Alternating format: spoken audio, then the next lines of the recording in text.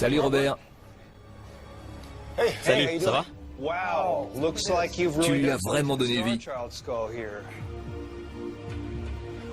Quand j'ai vu ce que Robert avait fait de notre crâne, j'étais épaté. Je me trouvais clairement face à un être gris. Quelle technique as-tu utilisée pour créer ce visage? Je suis expert en dentition. Je connais bien les mâchoires et les muscles du visage. Ça fait partie de mon travail.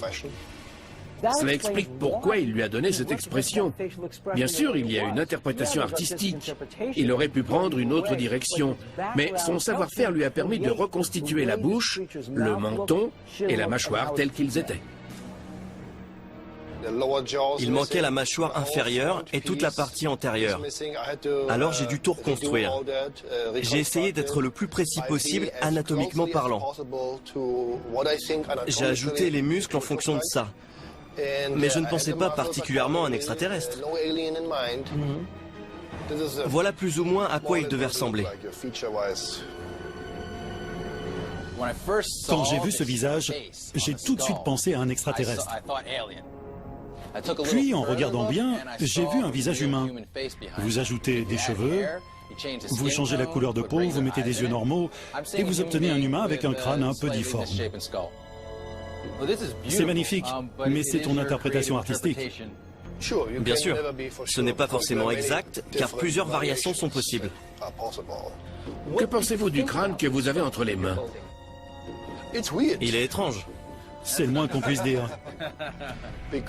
Oui, parce qu'il est symétrique. Vous m'avez parlé d'une hypothèse, une maladie? J'ai oublié le nom. L'hydrocéphalie. Ouais, voilà. Ce n'est pas aussi symétrique. Ça ne ressemble pas non plus à un accident. Je dis depuis le début qu'il s'agit d'un cas d'hydrocéphalie. Oui, le crâne est symétrique et c'est assez inhabituel, mais ça peut arriver. C'est rare, mais ça peut arriver. Avez-vous une idée de ce qui aurait pu causer cette forme de crâne? Il y a deux possibilités. Soit c'est une anomalie, soit c'est un genre d'hybride.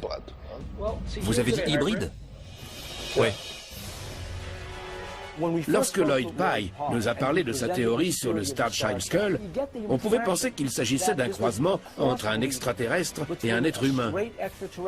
Mais maintenant que je suis face à ce visage, je me dis qu'il est trop humain et que cela pourrait être en fait l'enfant d'un hybride et d'un humain. Quand on parle d'hybride, tout le monde pense à un extraterrestre croisé avec un humain. Mais ce n'est pas ça.